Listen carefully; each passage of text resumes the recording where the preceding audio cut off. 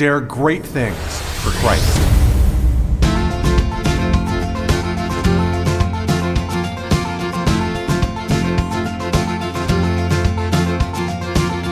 Christ calls us to dare great things. In the marketplace, as well as in the mission field, there has never been a time like the present for the spirit of the Catholic entrepreneur. Now is the time for men and women of great courage and great vision to engage our church and our culture. Now is the time to dare great things. And here is your host as we dare great things, Father Nathan Cromley, the president and founder of the St. John Institute. Trying to improve our leadership requires a lot from us. It requires study and thought and development of our skills. But sometimes in the midst of all that, we can forget why we're called to lead in the first place. What's God's plan for our leadership? Why would He call us to do what we're doing anyway? Certainly there are many great answers to these questions, but none strike as profoundly as seeing our work as an extension of the work of Christ Himself, an extension of the power of the cross, an extension of salvation for a broken world. Hey everybody, glad to be with you again as we do this seminar together as leaders, trying to understand exactly why we are called to lead to begin with. And this is just so important because, we can get an executive MBA, we could go to seminars on leadership, we can have different coaches come in and different consultants help us, and all that's very important and all, but what is it that's specifically Christian about leadership? It's kind of the point that even though I'm a Catholic priest and this is what I do, I get people that challenge me all the time, kind of like sighing, like, oh, okay, you do leadership work, all right? Therefore, number one, it seems like for a lot of people, they say this is rather insignificant, right, in the big scheme of things. Number two, they don't really believe that it works. And then number three, they say, listen, in the end, this has nothing to do with faith. Now, of course, all three of those attitudes are rather negative, right? And yet they can even affect us. Where in the end, we're just saying, let me just put my head down and get the job done. Whatever I'm supposed to be doing, I'll just do it. It sounds like a great answer, but listen, you're overlooking the fact that every time you do something, you're being guided by a philosophy, a spirit, an ethos that tells you not only what you're doing, but how you're doing it. And what is the ethos that's guiding you when you just put your head down and get the job done? Well, it's going to be an ethos that does not come from the Spirit of God. So it's going to be coming from somewhere else. Who is it that's telling you how you should be leading? What leadership really is? It's almost myopic for us to say, oh, you know what? No, mine is just getting the job done, or mine is just doing my work. No, every time you do anything, you do it in a certain way. And that way, that attitude that you have as you approach that job, it comes from a philosophy, a truth, an understanding of what makes the world tick. So when you say, for example, I'm just here to get my job done, let's just forget all of this reflection about leadership. Well, on the one hand, you could say, okay, this guy is really a practical person. They're really going to win. They're going to be successful. But on the other hand, you just got to ask yourself the question, wait a second, who told you that that was okay? Meaning the spirit that you're taking into that is one of pure efficiency, pure practicality. And in the end, that's going to diminish the value and the meaning of what you do, number one, for yourself, but it could also cause you to have certain characteristics and choices that are not going to really benefit the people that are working for you, to the point where you could be creating a culture and a world that's actually hurting people instead of helping it. So now you're telling me, okay, I'm a leader for whom? Well, for myself, I suppose, right? Or even if you say it's for the company, it's for the company that's paying you, right? There's a detachment that can happen from our hearts with respect to our work. Where really we say what I'm doing is almost like I'm checking in and I'm checking out. And so when I'm there at the work, I check in and I do my work, but I'm not really there. It doesn't have anything to do with me. I'm just making a paycheck. I'm just trying to make the sales grow, etc. Whatever our jobs could be. But I'm saying that's a problem. That's a big problem. Because on the one hand, not only for you to be satisfied as a human person, as a human being, you need to be able to put your heart into your work, your identity into your work. You need to be able to get something out of your work. Even if it's a grind, even if it's something you just got to do because it's the only job available to you, you can still be proud of it, to sign your name on your work, to go into that field saying this is something that I'm excellent at. that I can truly be proud of, okay? That's important for you. But then also it's important for our society, because anytime that we just take a purely practical approach to work, we take a purely materialistic approach to work. And taking a purely materialistic approach to work diminishes the quality of our society, and it allows forces of the economy, which are ultimately materialistic forces, to determine the fate of the family. Sometimes people come in, they say, Father Nathan, why are you working in business leadership? And I say, in order to protect the family. Why? Because we all know it.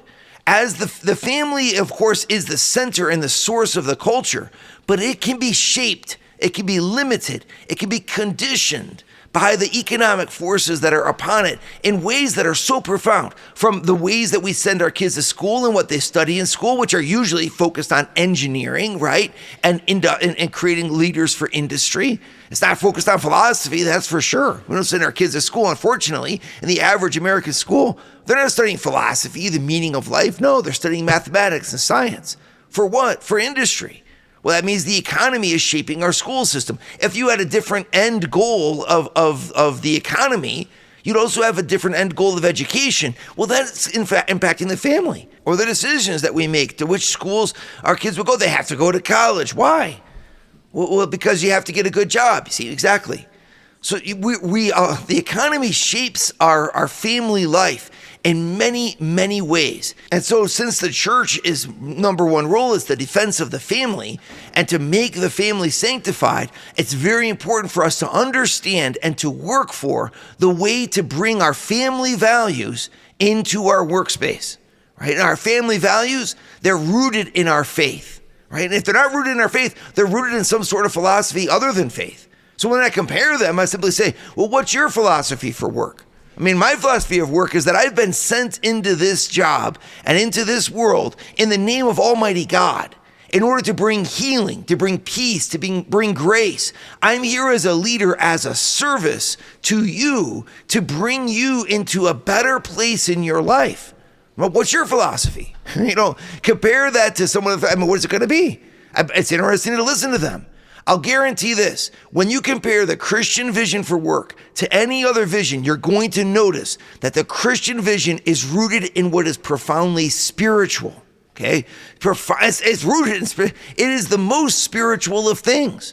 We're literally saying that when we go into work, we're allowing God to use us as his instrument, and that we are allowing the Holy Spirit to flow through us, through our work, and influence the people that we work with, influence our creation of product, and influence, of course, our customers and the people that we collaborate with in the industry. I mean, everyone that we touch and that touches our company can be indeed influenced by God because we are there. That's quite a stance. I mean, we're literally saying we want to be like leaven in the dough of society. We want to be right there where the action is, where things are being produced, where people are being employed, where decisions are being made that will affect the shape of the world and the shape of our culture. And we want to be there to say and to claim it for God. This is such an incredible position to be in, and such a stance to take. You take any other philosophy and you line it up against that, and you're going to see a huge difference between them all. The Christian position on work is a selfless position, a position of service, a position where leadership goes underneath the people that are led and lifts them up. Other philosophies will be, on the contrary, self-serving, self-exalting, a position where the leader is there in order to lift themselves up, sometimes even at the expense of the customer, of the price, of everything else that's just and right in the world. So it's capital. It's so important that you guys understand this and that you embrace this perspective. To be a leader in the footsteps of Christ means to be an agent of healing in a broken world. Would you like to hear more from Father Nathan? Join the St. John Leadership Network and receive a 2-minute glance at the gospel every Sunday morning right to your phone. To learn more, go to www.stjohnleadershipnetwork.org/member and join for free today. When I look at leadership philosophies, I'm always fascinated by the servant leadership model. And it has a lot of history behind it, right, in terms of the actual production of this as a trademarked entity. You know, it's begun in 1970 by Robert Greenleaf, who developed this philosophy and then created into an institute and into a force for the good that's real practical for people, because it translates an understanding that profoundly is evangelical. I'd like to actually do a seminar with you on Greenleaf's philosophy and on servant leadership itself, because it's a fascinating concept, and it intercepts and interlinks with what Jesus Christ himself tells us when he says that, as I, who am your Lord and Master, have washed your feet, so you too must wash each other's feet. The one who would be in charge of you all must be the servant of the rest. He literally says that. If you're given a position of leadership, it's in order to wash the feet of the people who follow you. And this philosophy of leadership has been very successful. I mean, it's helped a lot. It's been a good thing in the world. But why does it work?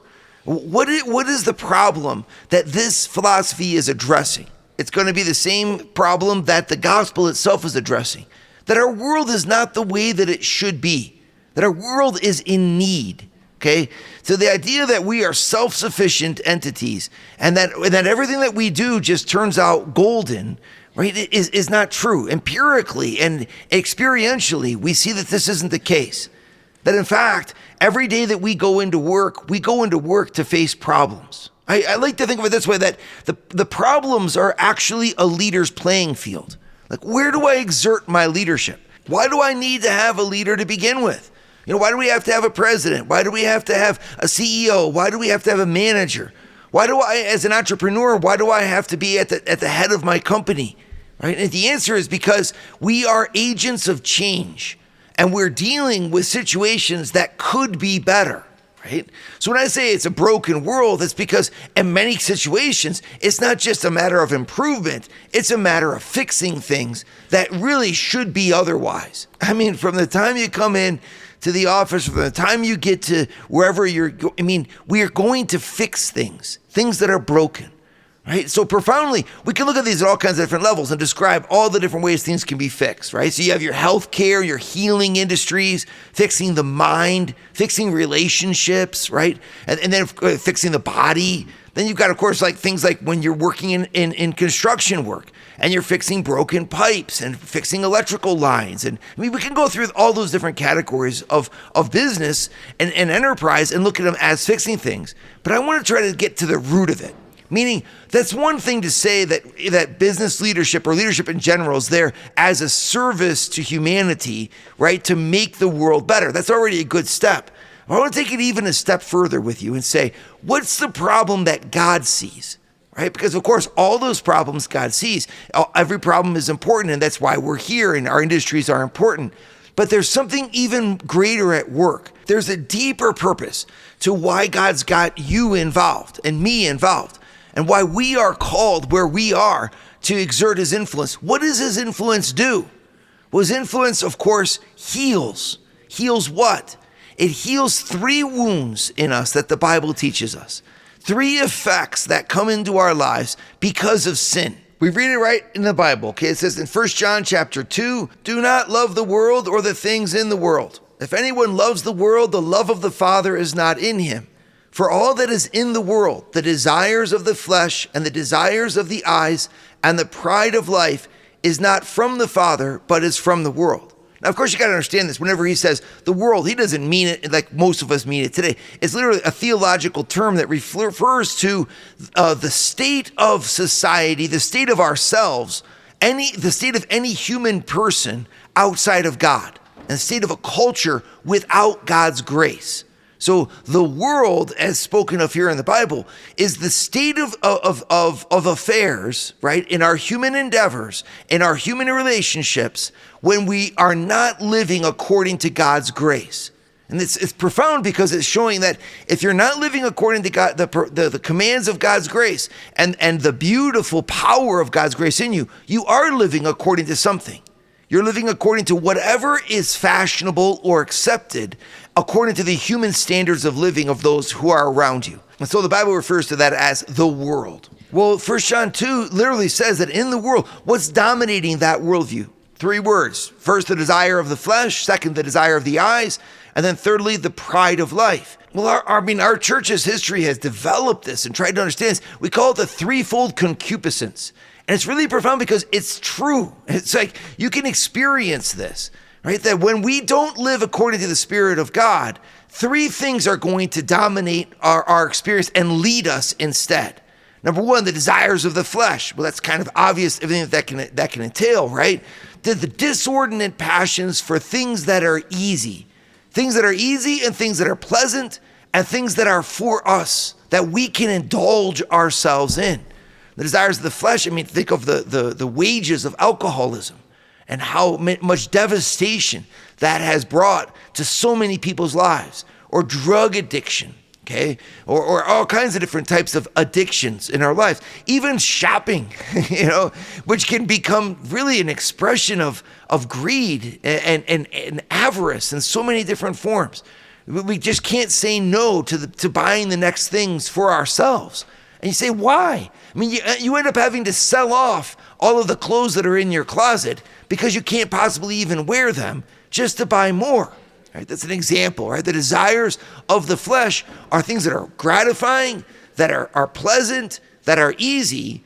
And if we don't have something higher to live for, that will end up being something that dominates our existence and causes leaders to not lead in freedom from the soul, but instead to lead, from the desires even of our craven selves. And this is just would be such a travesty, right? And yet we all have examples in leadership where we look at that and we say, yeah. In the end, the desire for money, isn't that what it is? The greed that can really infect so much of our leadership, so much of the people that are around us. What more is it except the desires of the flesh? So there's the Bible putting his finger on there and saying, look, if we don't lead out of freedom, if we don't bring God into this world, we will end up with a world where people are driven by this craven desire, this slavish lust for the things of the flesh. And man, we were made for so much more. Who's going to bring that so much more into our world? Well, the Bible's literally saying, if it's not from God and if it's not coming from Christ, well, odds are it's not going to happen. And so who's God going to use to make sure that our world doesn't fall into that type of ethos, that type of philosophy, that domination? It's going to use you. Right? That's the beauty of Christian leadership. We're here to lead a broken world upward. Would you like to start your Thursday mornings with a scriptural leadership lesson? Join the St. John Leadership Network, where Father Nathan hosts a 30-minute call at 6:30 a.m. in all 4 U.S. time zones. To learn more, go to www.stjohnleadershipnetwork.org/member and join for free today. So when we read in the Bible in 1 John chapter 2 about the 3 concupiscences, right? The desires of the flesh, the desire of the eyes, the pride of life. We're reading a description of the human heart outside of the saving grace of Jesus Christ, right? And so then when we read the description of the human heart in Jesus Christ, well, we read about nobility and virtue and holiness and love that is like the love of God. And you say, well, who's going to bring that heart, the heart of the redeeming value of Jesus Christ, into our society? And that's, of course, you. The vocation of the lay person, of the non-ordained person, is to bring the leaven of God's holiness into the heart and the fabric of our society, right? You are part and parcel of the world, but you are not of the world. Those who are of the world are dominated by the lust of the flesh, right? The desires for self-gratification. And they're the desires of the eyes and the pride of life. Well, we talked already about the self-gratification piece. What is this desire of the eyes? Oh my goodness. It is so profound in us. This is what tradition has always interpreted and understood as referring to vanity. Now, usually when we think of vanity, we think of, people in front of the mirror on the wall, right? Saying, who is the fairest of them all? That type of thing. But it's more than that. The desire of the eyes is the desire to appear in the eyes of others as being a success, okay? As being better, as being wonderful. That everyone around you know the goodness that is inside of you. This is a little bit trickier. It's the desires of the flesh. That's kind of obvious. The desire of the eyes, it's a little bit more nuanced, isn't it? Because you can appear, in fact, to be good. It's just that underneath that is a desire that's not good. Because the desire that's not good is to say that your opinion of me is what will shape my opinion of myself. Okay? Because that's what I need you for. When I'm vain, I'm seeking after glory, the glory of the earth. And Aristotle, very interesting, 400 years before Jesus Christ, literally said that the desire for glory is the highest desire of materiality that we can have. So if you were going to say, look, what's going to grip us in a really profound way if we're not living according to the Holy Spirit, we're going to be gripped by this desire for glory, for recognition, for power in the end. The desire of the eyes, it's for us to appear in the eyes of others and for ourselves to see the effect of our lives. But it still is material. And this isn't necessarily always a bad thing. It's a bad thing when it's the end goal, right? So if we translate that into our businesses, I mean, the rapaciousness of the competitive spirit in our cultures, or the absolute domination that we can exert over other people, over other ideas, sometimes that are good ideas, just in order to be seen as having the most, as being the best. The desire, the craven desire that we have to be recognized by those who are above us, which can lead us to live false lives. I mean, a total lack of authenticity is the result of a life dedicated to vanity. And yet we'll dedicate. And who's going to stop that? I mean, think about the social media frenzy and what this has done to our families. As our kids grow up not thinking that they're beautiful or not thinking that they're good because they don't have enough likes by their peers and their social media platforms, right? It's like, well, guys, I mean, social media is a fine thing if it's an expression of authenticity and values that are greater than it. But vanity, what vanity does is it makes the expression the number one value. So it doesn't really matter what you have. If you can fake it, then you've won the game. And of course, this is like disastrous to the human person. But who is going to solve that? This is where your leadership is so necessary. Just like when we face the desires of the flesh, the Christian leader is there to point us towards something even more important than self-gratification. Good products, good services, the nobility of the soul, the quality of our relationships in the workplace, my leadership as a service for your good, and to build you up as a leader of the family. It's like I always say, the purpose of our business leadership is so that the leaders of the families that work for us have an environment that allows them to develop themselves to be better leaders of the family at home. You want to say, what's the point of having a Christian culture in your workspace? It's that. It's so that for the 10 hours a day that our people are dedicated to being around us, they're made better people for when they go home. We can heal the family if we heal the workplace. We can heal the society if we heal the workplace. Well, that comes by leaders like you who are literally saying, I'm going to embody that higher thing. I'm going to make sure that higher goal, the excellence of the human soul is present in our workspace, okay? And that's in the daily decisions that you have to make. Well, the second way you can say, I'm going to make sure that people understand the rewards of authenticity, right? And we're not going to allow the competitive environment, which can be good in many ways, but we're not going to allow that to determine how we define success, okay? Well, that's a big step. It's a big step to say that. But that's why you're here. And if you don't say it, well, my goodness, what kind of world will we have if everyone in it determines their level of value by the favor that they can curry from others? Of course, this is just the second. The third is the pride of life. That's the most profound. So you have sensuality, you've got vanity, and then you've got pride. Pride, briefly put, is to say that we are enough without God. That we are the be-all and end-all of existence. That our own self is the goal. And one of the ways that this is portrayed to us is just to ask what our profound motivation is in our leadership. And this is why Christ is so important and your faith is so important in your leadership. Because any achievement in the world is done for a reason.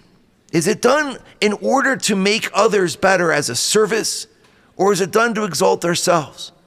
And sometimes you can say, well, it's a little bit of a mixed bag. Yep, it's always going to be a little bit of a mixed bag. But the goal of our life is to say that myself is found in my service. And that my love, the love that motivates me and drives me forward, this is my wealth. That there's nothing greater in my life that I could have, nothing greater that I can achieve in my life than what I give away. It's like that movie that's so famous in our culture, right? It's A Wonderful Life with Jimmy Stewart. If you haven't seen that lately, go back and watch it again. It's a story of a man who struggles with pride and chooses consistently to do the better thing, to make a life of love be his guide. But it's hard for him because he keeps thinking he's missing out in life. And he does. He misses out on a lot of things in life. But he doesn't always see what he's gained for what he's missed. And in the movie, he's shown what he's gained.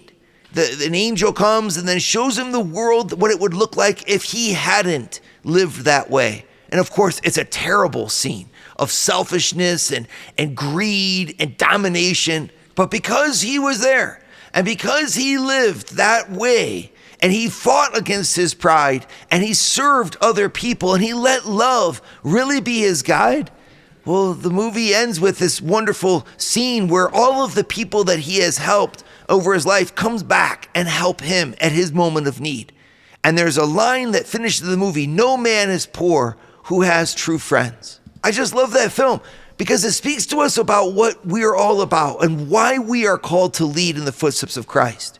We are called to bring light into darkness, warmth into the cold, leaven into the dough, salt into the meat of this world. God wants to do so much through you. The God who made the world without you won't redeem it without you. So let's therefore be at his service and see what we have to do today as an incredible opportunity to bring God's love really into a world that needs it. Dare great things for Christ. Share your feedback with Father Nathan. Send us an email at communications@stjohninstitute.org. That's communications@stjohninstitute.org. And visit www.stjohninstitute.org and sign up for our newsletter to receive updates from Father Nathan.